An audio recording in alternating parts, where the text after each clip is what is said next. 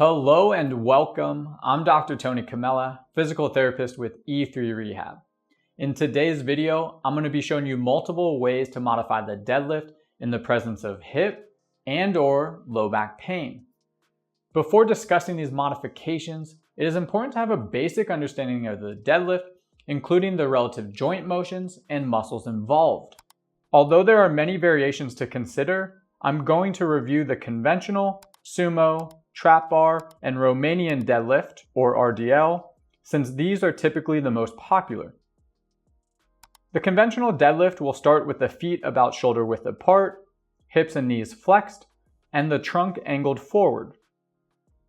In contrast, the sumo deadlift involves a wider stance with the hips externally rotated.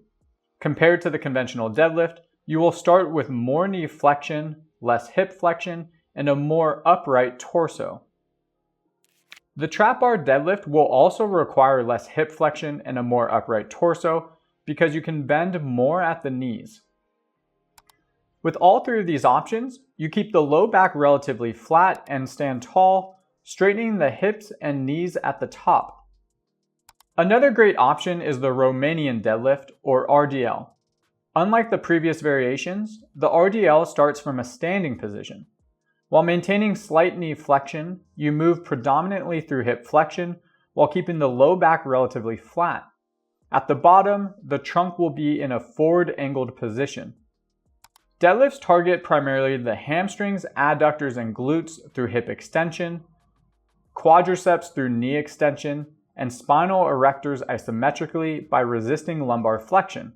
They will also challenge your forearm flexors through grip, as well as various back, shoulder, and abdominal muscles. Each variation will have subtle differences in activation. For example, when compared to conventional deadlifts, sumo deadlifts have been shown to have more quadriceps and less erector spinae activation. Trap bar deadlifts have been shown to have less erector spinae activation. And Romanian deadlifts have been shown to have less quadriceps activation. Although poor technique and pain are not always correlated, making sure you're performing the deadlift optimally can help reduce unwanted stresses and maximize performance. Your stance width, grip, and technique will be dependent on the deadlift variation, anatomical variations, comfort, goals, etc.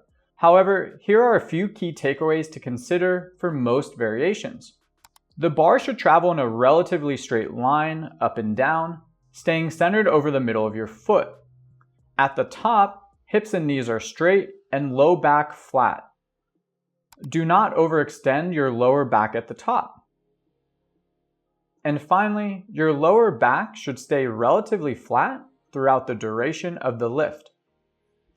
If you think your technique is solid, yet you still experience pain in your hip, your low back, or both, then here are a handful of modifications to try. Now, these are not in any particular order, and oftentimes you're going to need to implement more than one of these. I will provide an example on how to do this towards the end of the video. 1. Deadlift variation. If the current variation you are performing is painful, an easy modification is making a temporary switch to another variation. For example, if you experience low back pain during conventional deadlifts, experimenting with sumo or trap bar deadlifts may be more tolerable since they allow you to maintain a more upright torso and generally place less demand on the spinal erectors. If your hips are painful during conventional deadlifts, you can also try switching to a sumo deadlift. This will place the hips into more external rotation and less flexion, which you may find more tolerable. Or another option for hip pain is the trap bar deadlift. Here, you have more flexibility in altering hip and knee angles, and you can utilize a higher handle to reduce the depth of the movement. And finally, the Romanian deadlift can be an option for either low back or hip pain. It will generally require more hip flexion and an angled torso than the previous variations. However, you have the option of self-selecting the range of motion or depth you move through. If your back or hip is more sensitive the lower you go, simply reduce the depth to a tolerable position. 2. Range of motion. I previously discussed how the RDL and trap bar deadlift can be helpful options for reducing the range of motion you move through. This same concept can be used for conventional and sumo deadlifts by pulling from an elevated surface. If the initial pull from the bottom position of the deadlift is painful, elevate the bar to a tolerable height by placing it on plates, blocks, etc. Find a comfortable starting height and then reduce this height over time as tolerated. 3. Intensity. There are two considerations for this modification. The first is external load, or the weight you put on the bar. If the amount of weight you deadlift is irritable on your back and/or hip, you can try reducing the weight to a tolerable amount. However, by doing so, you will likely make the exercise easier. So in order to maintain a challenging intensity, you can increase the number of repetitions, change the speed, or reduce your rest breaks. I will discuss these parameters more in a bit. The next consideration is internal load, or your perception of intensity. If you are someone who is taking every deadlift set to failure, meaning you could not perform another repetition, you would likely benefit from adjusting your programming to include more fluctuations in intensity. For more information on this topic, check out our video on RPE and RIR. I'll put a link for that in the description box down below. 4. Speed.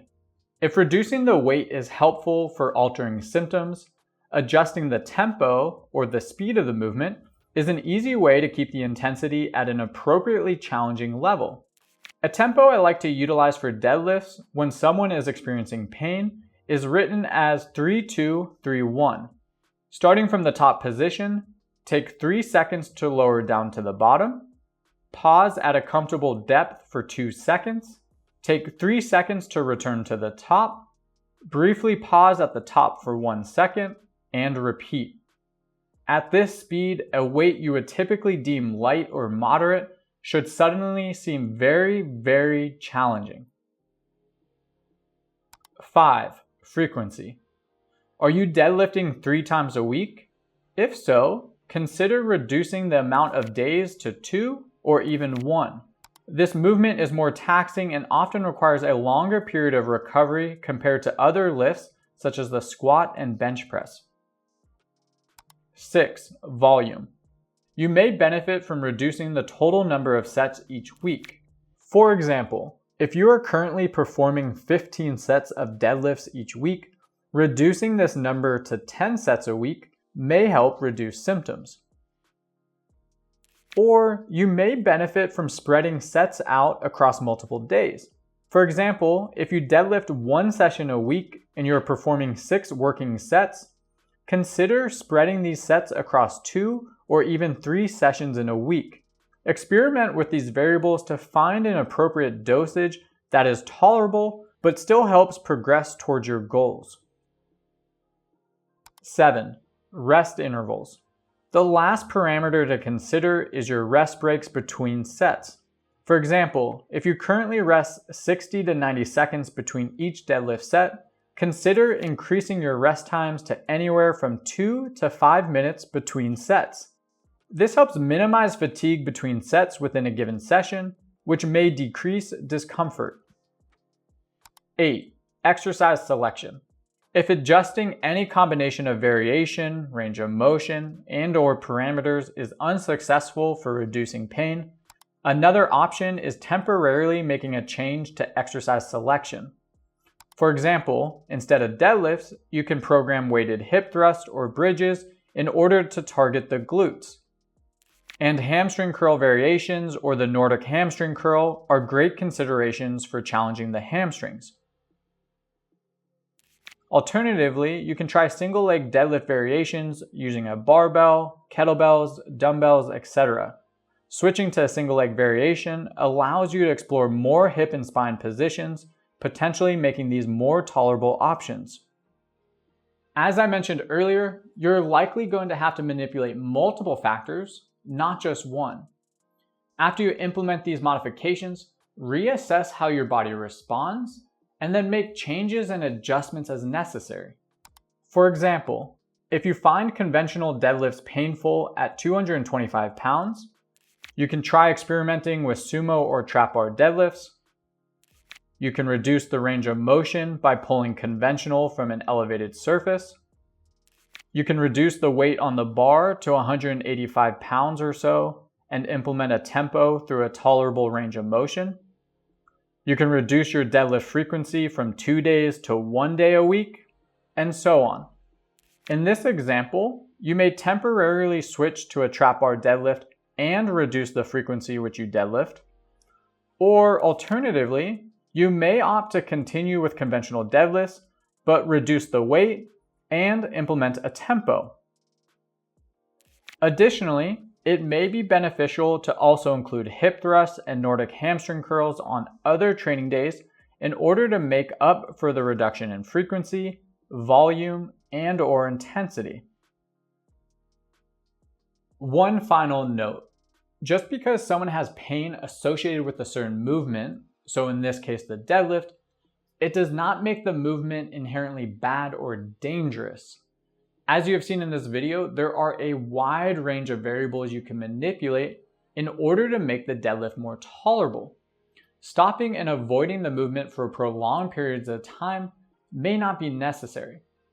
In most cases, my preference is to have individuals find an appropriate starting point, build slowly, and progress as tolerated.